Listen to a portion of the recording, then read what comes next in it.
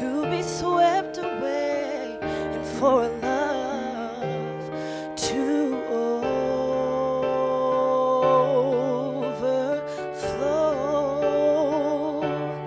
If I wrote a note to God,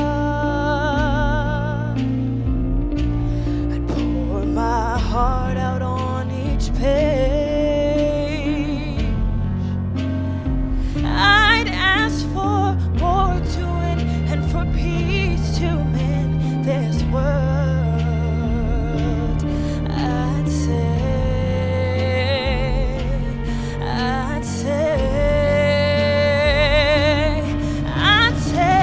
give us the strength to make it through. Help us find love, 'cause love is overdue, and it looks like we haven't got a clue. Need some help from you. If I wrote a note to God, I'd say, please help us find a way, and all the bitterness, put some tenderness in our hearts. I'd say,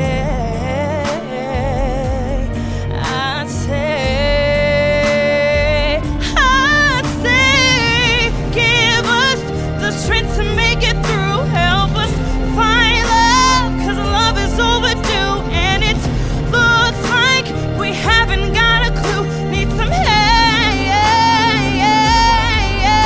from you. Grant us the faith to carry on. Give us hope when it seems the hope is gone, 'cause it seems like so much is going wrong on this road we're on. No, we can do it on our own.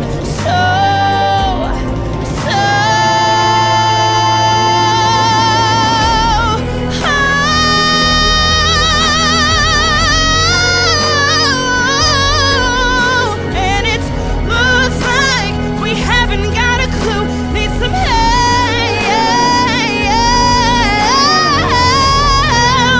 Grant us the faith to carry on. Hope when it seems our hope is gone, 'cause it seems like so much is going wrong on this road we're on. No, we can't do it on our own. So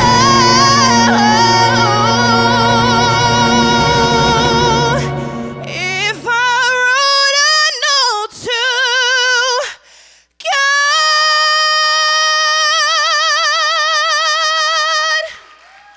Thank you.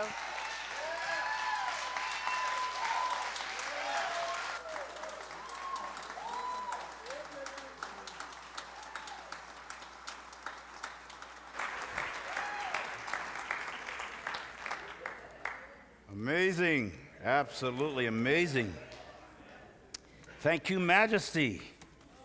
I made a special request for that song today. She does it quite well, but the lyrics, you may have seen that song on Oprah. A young Filipino teenager sang it, and it just went viral. And I've loved it for many, many years. And I do have some notes to God, and I would imagine that we all do. But that kind of capitulated the pure heart of a young woman who is evaluating what she thinks about life and about her position in the universe. So great job, sweetheart. Absolutely. Of course, I didn't realize Riley was going to be here today either, so I don't know that I might have asked for the song today since you're so awesome. And did you all know that he's also a practicing attorney? We think he's going to turn out to be something before it's all over. I knew he played the guitar, but I knew he played the keyboard along with him. Great voices. You guys need to do an album together. A duet together next time. The theme for the month is brokenness. I'm 62 years old this month. I will become 62 year old, and My father is 88, and we think he's probably looking at a transition not too distant from now. We're going to go see him right after this service. I just returned yesterday from San Diego, well, really from Southern California, which is my home state and his home state, and all of his 7 children, and with my mother. And I was there just a couple of months ago to eulogize and help eulogize and bury my godmother, who was 90, who had a slight stroke in the morning and had made her transition by that evening. And then a couple of weeks ago, I was there again to help eulogize my dad's baby brother and only living sibling of the 7, one of which, the eldest of which he is. And so at this stage, you're thinking about all the breaks and the dissections, if you will, the intersections of life, the changes, the charges, the challenges. And what does all that mean? You start looking at life differently as you age. I've had my own physical challenges, and I'm a very healthy person, have been most of my life. And but I'm, when you get 60, you are reminded of that every once in a while. To see my dad sort of wither away in front of us. The 3 girls are there right now. The baby girl was there just for 9 days a couple of weeks ago. Madge goes out there quite a bit. Julian wants to fly in from Tulsa, from Chicago, and we want to be with our dad. We feel a certain disconnect already because he's slowed down and he's always been robust. I told you just a few weeks ago he was barking orders to me of how to fix a toilet, which I never did fix. I ended up hiring somebody to do it. But my dad's been a handyman. He's good with his hands. He's good with his mind. We couldn't afford to hire in, people to repair stuff. So Daddy fixed everything: electricity, plumbing. We just, in our community where we lived at that particular state in life, we did things ourselves. And he learned, though he doesn't read well, never has been a great reader. Daddy remembers natural signs. If he's going someplace, how many of you could tell me how to get to your house by using natural nature, not signs with letters on it and lights, but trees and stumps and mountains? That's the way my dad knows how to get anywhere, hopefully to wherever we go when we leave here, just by signs along the way. But most of us are so electronicized, and we have so many additions that we have lost touch with common nature anymore. And I'm recouping, and the brokenness, it was with Rob Bell, who wrote the book Love Wins. I went to a seminar for his in California just this weekend. We've never met before. By the way, he's coming here in July to the Brady Theater. Can you believe Rob Bell's coming to the Buckle of the Bible Belt? And we know how to use that buckle around here quite. He's an expanded, recovering fundamentalist who has expanded his consciousness to believe more of a radical, inclusive message. And there he stood with the flip-flops on. He surfs every day, and it was mostly leaders there, just a couple hundred leaders. And he wasn't sure it was me in the audience, but somebody introduced us afterward. But he recognized so we talked, and I want to be a part of what he does when he comes here.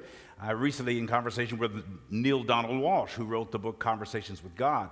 We're bringing him here in May to one of my live streams, and I'm going to start doing some things on the road. He's a radical thinker, way out the box. His book ruined my life in ministry. The book Conversations with God, because I read it, about 3 chapters of it, and then before I finished it, got up on Sunday morning and mentioned it to my congregation. And I was excited about the book, and many of our people rushed out to the bookstores to get it. And when they got to the bookstores, they had to ask where it is, and it was in the New Age section of the book. So I lost about 30 families that day, and the rest of them slowly left. And so we're going to do something called Conversations About God with the author of the book Conversations with God, and pick his brain. He is a radical inclusionist, though he may not use that particular terminology. But when I talk about brokenness, I'm thinking about I heard him say something in Baltimore last spring about separation theology leads to separation psychology, and separation sociology, separation cosmology, psychology, pathology. This idea of being separate from, not separated, but separate from everything else. Our first sense of brokenness, whether heart, head, home, comes from the idea that you don't connect or that you don't relate. Is it interesting that in the Judeo-Christian Bible, when God is cited as creating everything, he or it says everything is good. And God saw that it was good. And God saw that it was good. And God saw that it was good. The only time God said or saw it not good was that man should be, or humankind should be, alone. A sense of oneness, or it's not good that man should be, or humankind should be only, or without connection for procreation to grow or expand itself. There were animals that were at least by two, but man, he only had one man, so then he made a womb man. He had a man without a womb and then created a man with a womb. A woman is a female man, and a man is a male man, even if you don't know where the post office is. We're all out here trying to find our space and really be reconnected to our essence, because somehow we remember in ourselves that we know everything and are connected with everything, but in our mind we believe other than that. So, as you've heard me say, the mind is in conflict with the knowing. Your soul knows you got this thing cleared.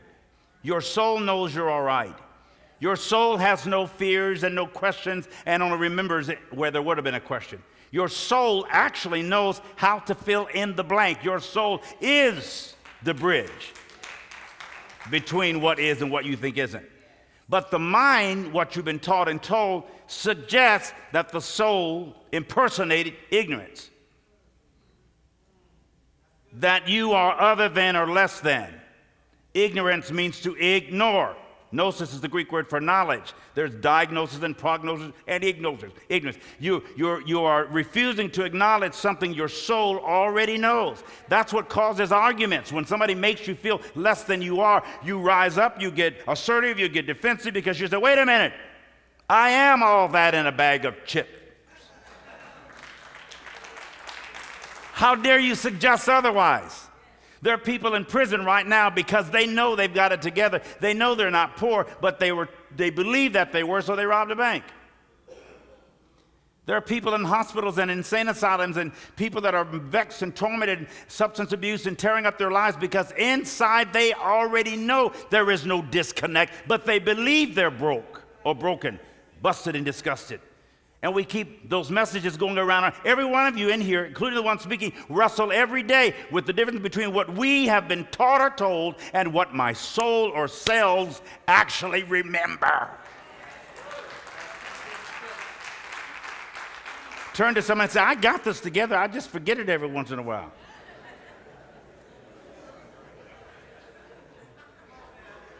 As you've heard me say, life for many people is a little less than a sexually transmitted disease. Your mom and them were intimate even if they weren't married, and you were born, and now this dis-ease, which we say is basically incurable and it's terminal because we all go the transition that we call death, but it's not untreatable. So we're treating the dis-ease of having been of contracting this sexually transmitted disease inherited from our parents. And the tension and stress of trying to be in these bodies and feel comfortable as ourselves is an ongoing challenge, and for some of us a choice. I choose to be comfortable. I am comfortable or comforted intentionally. I can't depend on you or expect you to make me comfortable. I have to own my own comfort zone, my own, and create it. And we all do. If you want to affect substantial change in your life experience, you must think thoughts that feel different as you think them.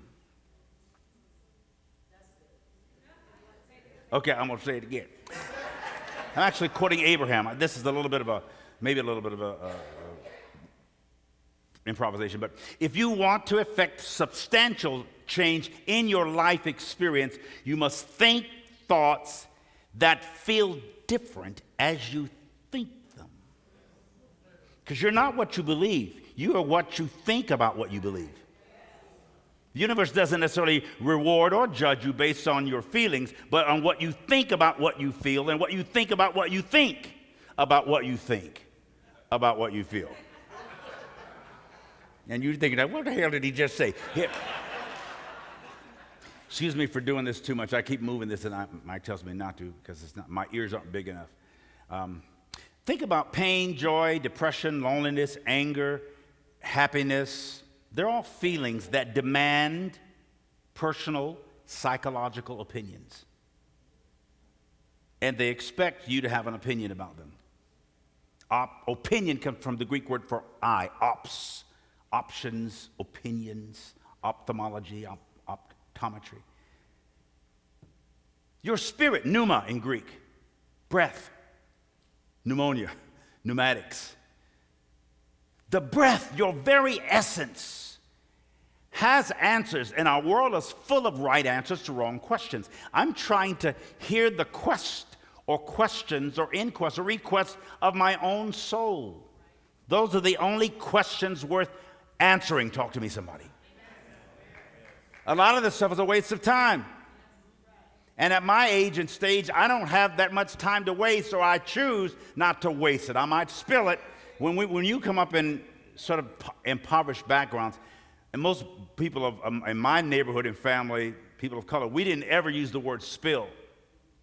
We use the word waste. White folks spill stuff, black folks waste stuff. In other words, what we're saying, if we spilled it, we wasted it because it's milk we needed, coffee we needed, water we needed. It wasn't a lot of excess. I just learned that when I got to college because I had a friend that would always say, well, you spilled that. But I would always say, no, I wasted my drink. It fell off the table. I didn't just spill it. I can't afford it no more. I ain't going to get no more. You going around here spilling stuff. I'm going around here stealing stuff.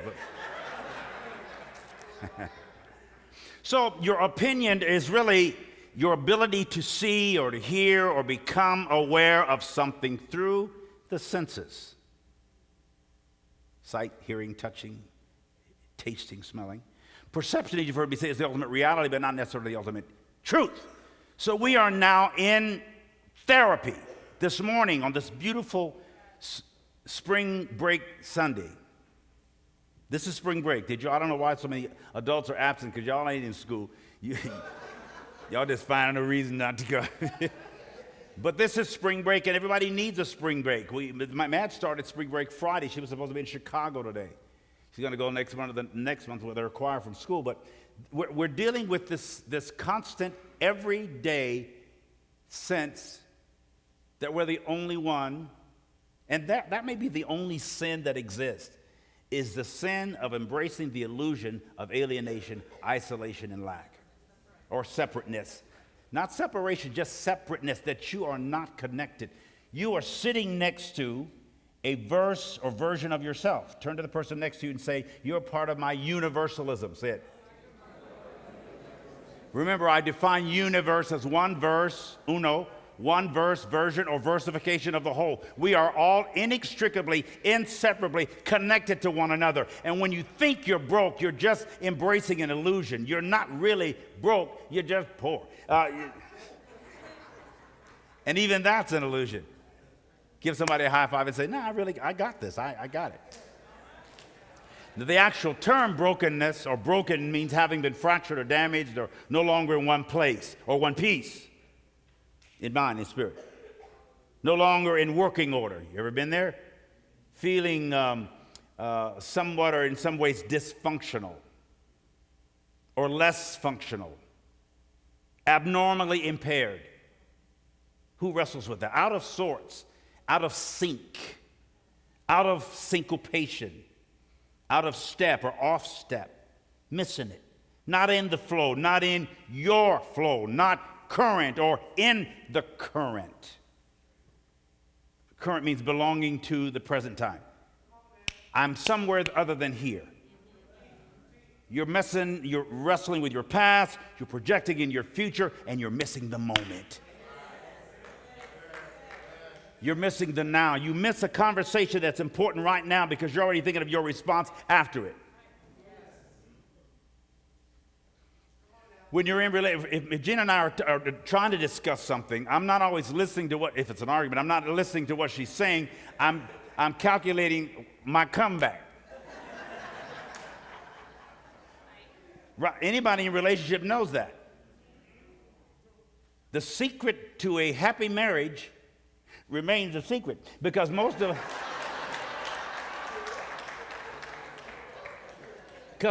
us won't listen. If I make my wife feel disconnected to me, or I assume that I am disconnected from her, it's an incredibly lonely feeling, and I protest it in varying ways. She does too. Our daughter does. Our son does. You do it with anybody you feel. Because particularly with marriage, there's a sense of entitlement. I own your love. I own your devotion.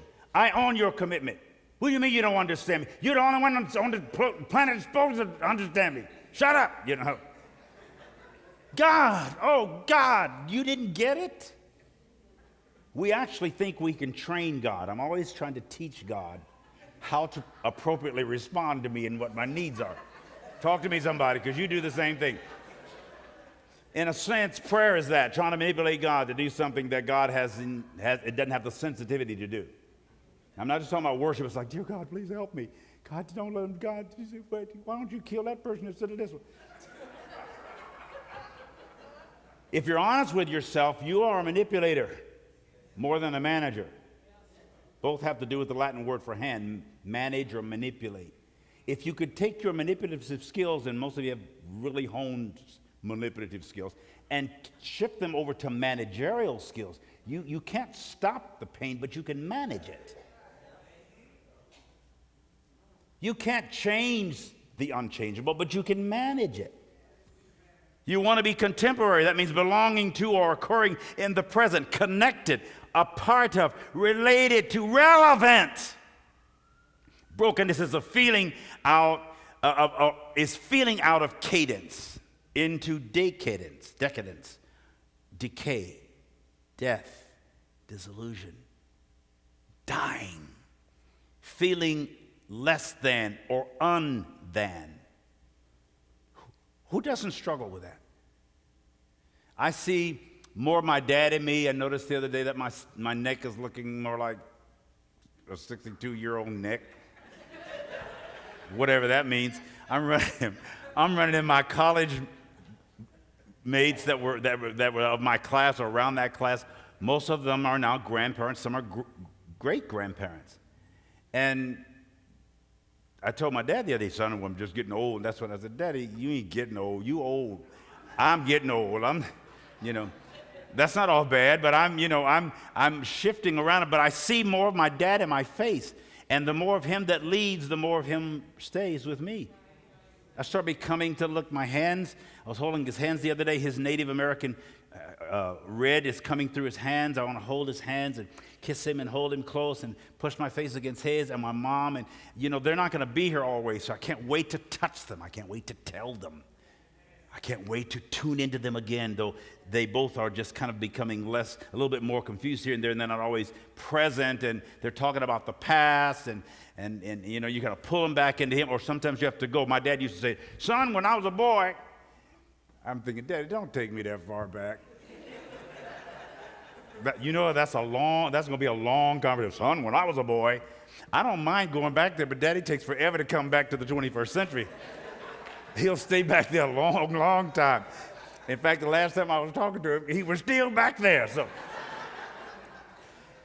and what is it about us that we don't want to go back, and yet we have some precious and pressured memories of yesterday. It's like every time I get a phone call, somebody else has made a transition. There's a preacher friend of mine that only calls when somebody dies. So when I see his name, I say, who died? I'm starting not to like him, He's a great guy, but he's the bearer of bad news. It really shouldn't be bad news. That's not my selfishness. I don't want to lose my father. He said to me the other day, he said, man, sometimes I don't feel like I have a reason to even wake up, let alone get up. And that hurt my feelings. And of course, he's speaking out of his hurt. Dad, and then you tell him how wonderful he is and how you can't wait to see him and you're glad that he's alive. And he said, I can't have feet. I don't want to be here like that. And I got that. I understand. 88 years is a long time. If he goes, he did well. But I said to him the other day while trying to convince him to eat, because he doesn't eat, he won't drink, and he's just in one of those states. I said, Daddy, look, we have to live and we have to die, but we have to live until we die, and you're not dead. Drink this stuff. What is it? We give him a Boost. You would give him Boost, and we take him fried chicken. Somehow he'll always, Madge goes and gets him these little wings, and he eats the edge of the wing. Now, he's a preacher. He may not eat anything else, but he will eat that chicken. Even if you got to juice the chicken, he gonna eat the chickens. But that's my dad, and you all some of you have already lost your parents, or they've already transitioned, and you're saying, I wish I had had them 88 years or 68 years, or some of you lost them when you were young. We're wrestling, and there is a disconnect. When we bury my father, I will bury part of me, but a part of him will stay with me.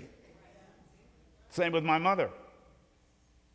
They go in their essence, they're still here, because there's not a spot where God is not, and all of us are divine. Turn to the person next to you and say, you're awfully divine. You're wonderfully divine. Remember, what you want wants you. The loneliness is that you want to experience yourself at your highest level of expression. Let me quote out of my book, God is Not a Christian. What you want wants you, because what you want actually is you. Sure, I'm going to cry. My sister was telling me yesterday, she said, I go in there, I hang with Daddy, we talk, I hope he's responsive. Then I leave, I go to my own room, and I cry, and one of them broke out in hives, one of them broke out in shingles. This family, my dad, my mom, and the 6 siblings that are alive, this first child lived only 14 hours. We've had each other for 65 years. We don't know how to let one go. We don't know how to adjust to that kind of emotional amputation. And it breaks your heart. You feel that part of you is gone. But really, as you've heard me say before, it's really, when you say you love your daddy, you're saying you love the part of your experience, yourself, that you experience when you're with your dad or your mom or your son or daughter or sibling, your spouse, your partner. You feel that connect. And when they're absent, you feel violated. I found myself almost saying, Dad, you don't have the right to just die. What are you talking about? I'll tell you when you can die. Mama, don't go. Mama, don't go. Even if a little bit of their mind is going, Mom, you just told me that 5 minutes ago. Don't do this to me. Don't you dare experience, don't you forget, Mom. Daddy, hey, Dad. How you doing, Dad? Get up, Dad. Let's take a ride. He likes a hamburger and a vanilla shake. Took him to the urgent care the other day. He said, you really want to go in now? Let's just get a hamburger. That's all the medicine I need. We turned around, because all they were going to do is stick him with stuff and take the same blood pressure. And, I don't care what Daddy eats now. My grandfather, my mother's father, made his transition at 84. And he came up to me one time, I'll never forget, he said, Carl, go down, here's some money, go down the road there and get me some suck candy. I said, excuse me, what? I said, go down the road there and just get me a bag of suck candy. I said, what is suck candy? It's candy that you can suck. He meant hard candy. And I said, Grandpa, you don't need all that sugar. You don't need to be eating all that stuff and eating all that sugar. He said, I ain't eating it, I'm just sucking it. And we were trying to dance around talking about, you don't need this, you don't need that. He's 84. Give him what he wants. He's not going to be that man. He didn't even live a year after that. So eat all the suck candy you want to eat, Grandpa. My dad might want a little glass of communion. He never, because of our tradition, he wouldn't dare drink wine in the last 50 years. Now he actually likes a glass of wine, or 2, or 3. I said, go on and get drunk if you want to. I don't even care, Daddy. As long as you're not in any pain. You've lived all these years. Just relax, chill. He's waiting for the second coming of the Lord. And, we've talked through all this about those fantasies and that you are the second coming of Christ in consciousness. I don't think Jesus is going to be riding no horse and all that stuff. And if he does, the guy that wrote it was probably high. He was... John the Revelator was almost 100 when he wrote that book, in case you don't know that.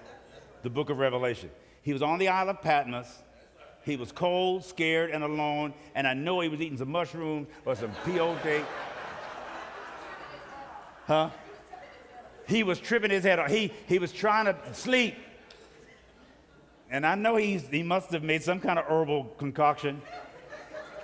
Next thing you know, Jesus was flying on a white horse with 7. If he does come back, he'd probably be on a jet or something, spaceship with some kind of alien, but not no 7-headed horse. Anyway, strike that from the tape, please. I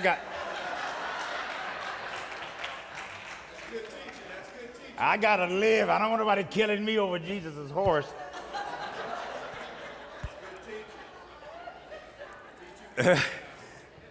Again, I quote from my book, God is Not a Christian, nor Jew, Muslim, Hindu. The loneliest moment in your life is not when you lose friends, family, or things.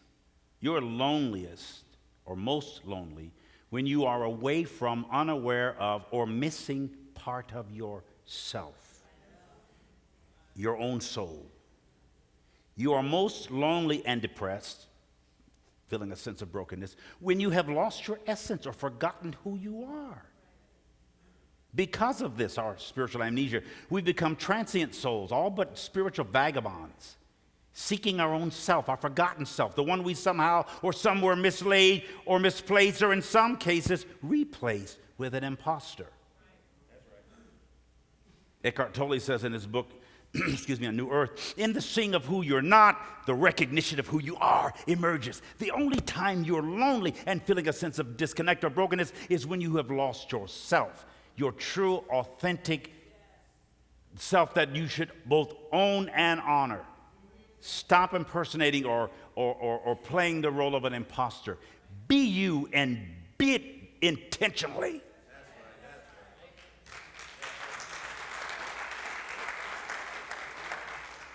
Turn to the person next to you and say, you have no idea how awesome I am. What's the matter with you?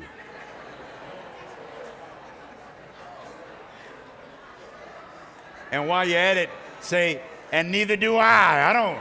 I don't really know how awesome I am. Can you compliment me and tell me how good I am? Now, the sense of connectedness, belongingness to part of the larger or even smaller significance is part of our social, we're spiritual, social, sexual, and sensual beings. Combining all three of those S's in their appropriateness, our sexuality, our sensuality. When I talk about the sexual, I'm talking about your humanness, the part on the sixth day, according to the scriptures, the sixth day, or a sextet, on the sixth day, human beings are born. They bury you 6 feet under the ground. It's the number representing flesh or your humanness, not just gender reference or preference. It is who you actually are biologically and physiologically. Remember that sex doesn't just happen between the legs, it happens between the ears. How you think and what you think. First about you. And the only time you feel disconnected, again, is when you lose who you are. And that you are. Everything God made was good. The word another word for good would be complete. Don't think of perfection in the sense of being without flaw or a birthmark or something that you might not like about your physicality. Everything that creation created is complete in itself, a tree, but it's interconnected to the soil in which it is planted and the roots go down. When you watch the Animal Planet, which I like to watch, and you see birds sitting on top of rhinoceroses and something crawling up in its ear and it's eating, they're connecting with, they're a big old beast, and he lays down and some other animals come and eat all the lice off of it. That's why God puts beasts in your life. Or bugs. Everything has its purpose. Right now, your body is covered with invisible microscopic life. There's little mites crawling around on your eyebrows, your hair, and they're not alone. There's a little invisible life force and source having a baby or making a baby on you right now. It could be defecating, urinating, or procreating, but it's on you right now. And on it is another one. And on that, there's something. And on that, that's what infinity is. Without finished, you're connected to the breath that you're breathing. And the last service that was in here, there's skin particles still floating in here. I've got to get through and go home. I don't care how much they vacuum and dust and clean people's skin. 90% of the dust in your home is human skin. You're going, gag me with a pitchfork, preacher. Stop. Make another point. You've made that one. That means you cannot stop being part of me. And I cannot, by will, only imagination, stop being part of you. And I don't want to stop being part of you, because that will be less of me.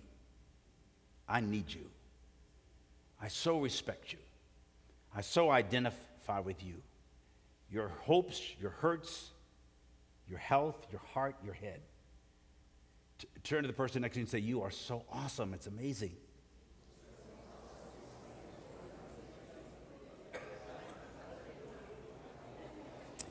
Almost finished. Major depressive orders. Listen to this. Boy, you guys are really into each other. I'd like to kind of finish my little talk here. What happened is you got so fascinated with the person next to you until said, hey, you could talk forever. That's good. We were driving in California the other day. I had lunch at the Ritz Laguna Beach, Virginia, and I had our first week together as a married man and woman. And it's right on the cliff, and you can go there actually and have lunch without actually living there. But I've been going there for almost 30 years.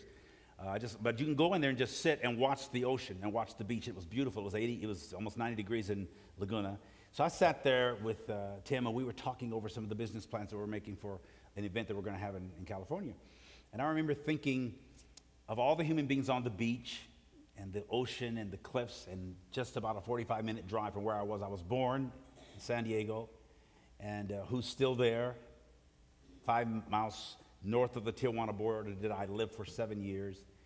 And I remembered Gina and I being there. We've made trips out there since then, and I remember that's the hotel I started writing the book, The Gospel of Inclusion, because somebody from Tulsa was tight. As soon as I preached it and got kind of the disconnect with the church here, I still drive down Memorial. Now they've put another building there. It's absolutely fabulous. And then I drive by the other night, and they're clearing out more property. In a sense, that's still my property. I almost stopped, got off, and told them, hey, who told you could put that building out there? I've been gone a few minutes, but I'm back home. And it's like, no, you ain't. You don't. That ain't your property no more. Ain't nobody coming there to hear you teach. And I began to rejoice over the fact that it's still existing. And the building plans we had, which somebody brought to me the other day, and I had forgotten this elaborate set we had for this. I think you gave them to me, didn't you? They're in color and they're beautiful, and it was hurtful to look at them, but it was also heartful for me to look at them. And I had plans, and all of you were sitting here thinking, dang, I had plans. This ain't turning out the way I thought it was. I had plans. I expected this to happen and that to happen. You were emotionally tied to your plans, not the plan, just your plan. And your appraisals and fantasies and imaginations, and they're not all bad, except most of us, when we get to this age, it's like, well, this is not exactly the way I thought it was, but it ain't that bad. One of the things I noticed is that I personally had lights put on the front of the building. There's 6 lights with a light in the top and a light in the bottom. I told my security, I told my maintenance, I told everybody working on our staff, I like those lights to shine every night, both lights to be burned. I don't like to drive by and see one of the lights not burning. It irritates me. I have an ego, I have pride, and I believe in excellence. Fix those lights. They never got it right the whole time I had the church. And I had experts come in, and they would give me an excuse. Well, there's an electrical problem, and we can't quite connect that. And I said, well, I had that. It was in my dream. Now that I'm not there, I have never driven by it that those lights aren't working perfectly.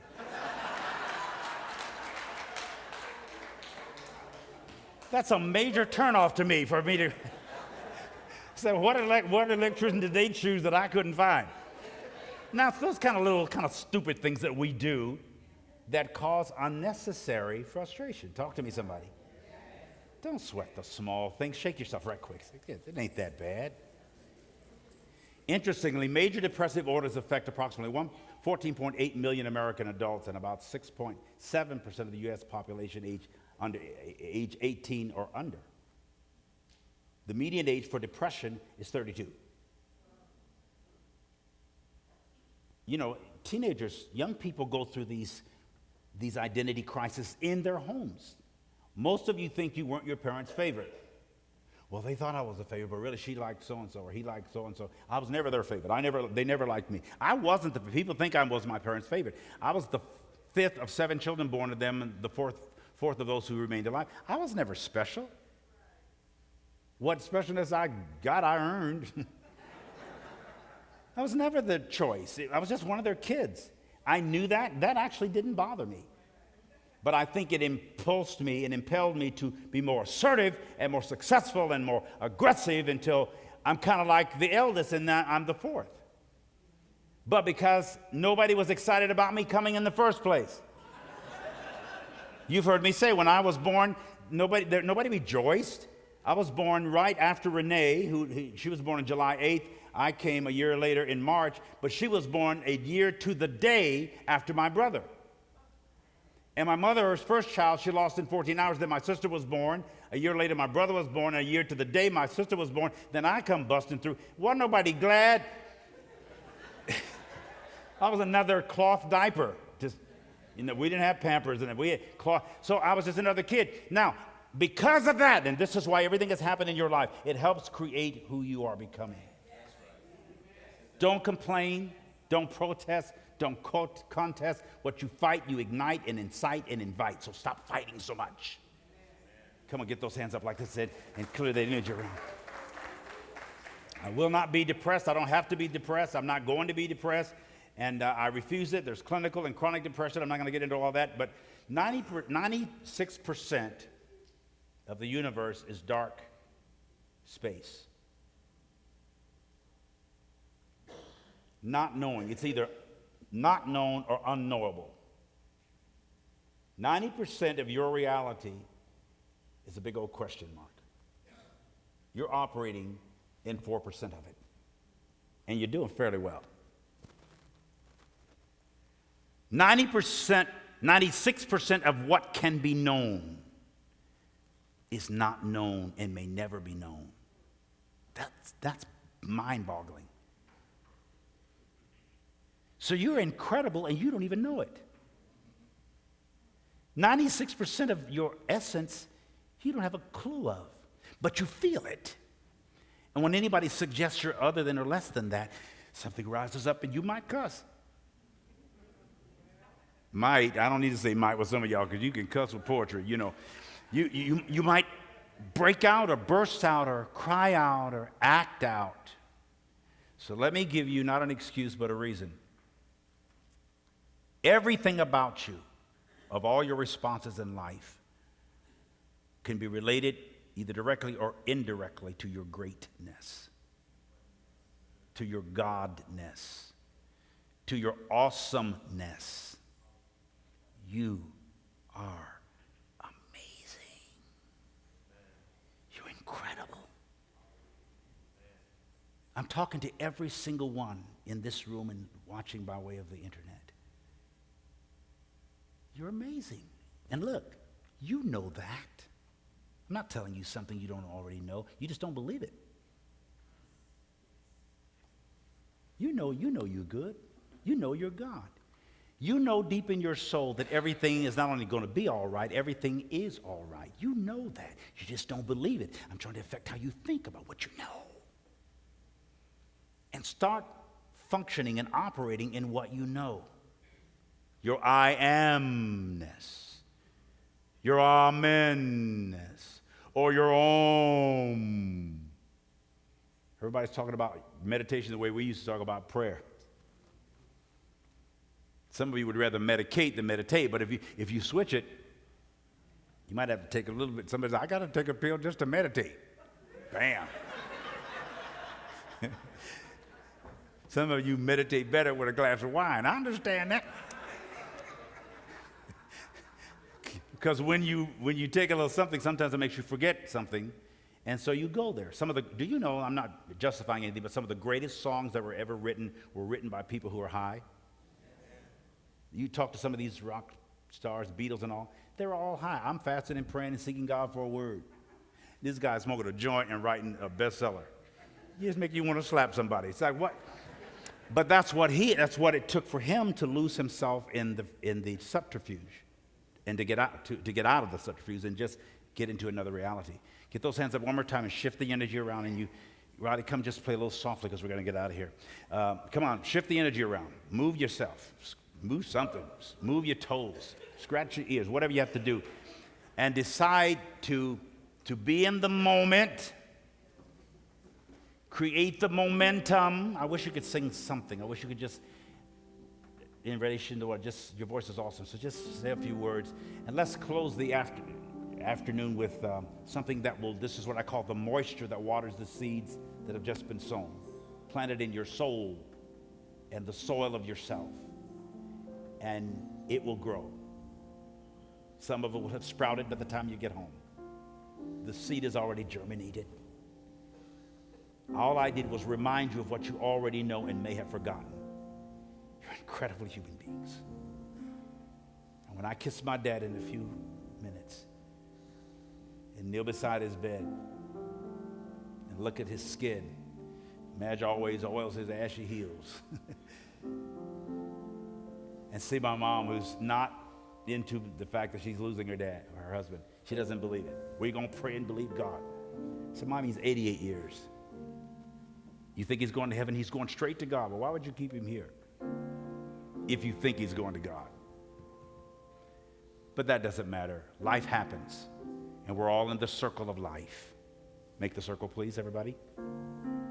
The circles and the cycles. Close your eyes for a couple of seconds, Riley. Sing something for us, please.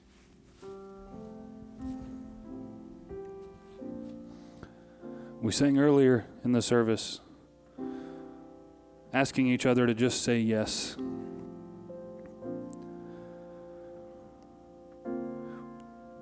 Heard in the sermon that our soul already knows what's true. We need our mind to say yes to it. The Apostle Paul liked to say that Jesus was God's yes to all of our questions and all of the things that we refuse to acknowledge. I think it would be a beautiful way to end our service today, to say yes to what life and love has to bring our way. Just as long as I have breath, I must answer yes to life. Though with pain I made my way, still with hope I meet each day. If they ask what I did well, tell them I said yes to life. If you'd like to sing these next verses with me, they're number 6 in the hymnal.